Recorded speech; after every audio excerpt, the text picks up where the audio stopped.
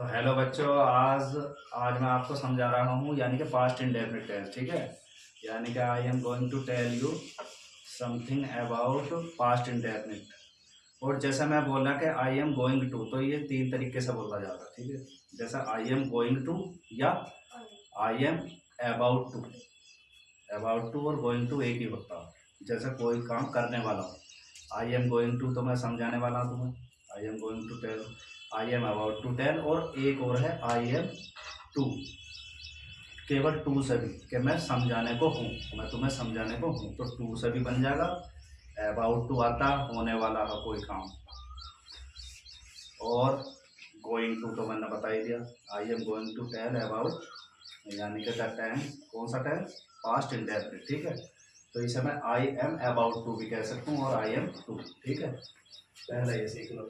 अब ये कौन सा टेंस है, पास्ट इंडेफिनिट। कैसे पहचान होगी, पहचान मैंने यहाँ लिख दी थोड़ी सी, क्योंकि इंग्लिश स्पीकिंग पर ज़्यादा जोर देना, इसलिए मैंने पहचान बता दी। सिर्फ ता था, ती थी, या ये आता है पास्ट इंडेफिनिट टेंस। ठीक है, वह खाता था, वह पीता था, वह रोता था। इससे पहले आपने क्या कौन सा टेंस की प्रैक्टिस की, प्रेजेंट इंडेफिनिट में। उसकी हेल्पिंग वर्ब कौन कौन सी थी, हाँ डू थी, प्लूरल यानी कि बहुवचन के साथ, और डज। जहाँ डज होता था वहाँ मेन वर्ब में की फर्स्ट में एस एस नहीं होता था। जहाँ डज होता था वहाँ मेन वर्ब की फर्स्ट में एस एस नहीं लगता था। और ये डज किसके साथ आती थी, एक वचन कर्ता के साथ हेल्पिंग वर्ब। ठीक है, और डू तो प्लूरल के साथ था, इसमें मेन वर्ब में एस एस का कोई मैटर था ही नहीं शुरू से। लेकिन अब क्या है, अब हमारी हेल्पिंग वर्ब पास्ट इंडेफिनिट की कौन सी, डिड। ठीक है, और ये डू की ही सेकंड फॉर्म में डिड, तो ये खुद में सेकंड फॉर्म में डिड।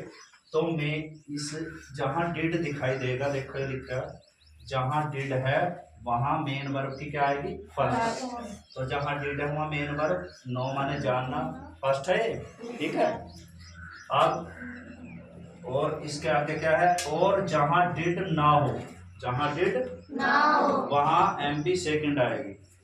तो डिड देखो इस वाले सेंटेंस में यस आई, यहाँ डिड नहीं है तो न्यू, ये न्यू क्या है, नो की सेकंड फॉर्म।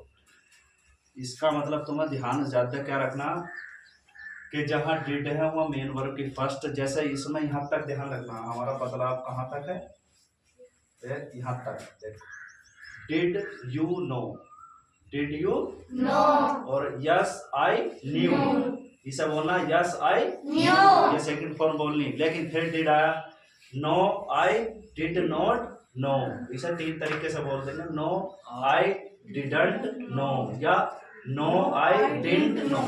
ठीक है, तो यानी कि डिड दिखाई दी तो मेन वर्ब की फर्स्ट, डिड दिखाई दी तो मेन वर्ब की फर्स्ट, बस इसी तरह से। और जो सेंटेंस आप बोलते हैं वे आप बोल लोगे। ठीक है, तो मेरे साथ बोलना। ठीक है, let's start. Did you know how to study Hindi well, did you know how to study Hindi well, yes I knew how to study Hindi well. No, I didn't know how to study Hindi well. इसी तरह से आप ये सब वाक्य जो है बोल लेंगे। ठीक है, डू यू अंडरस्टैंड? ठीक, थैंक्स।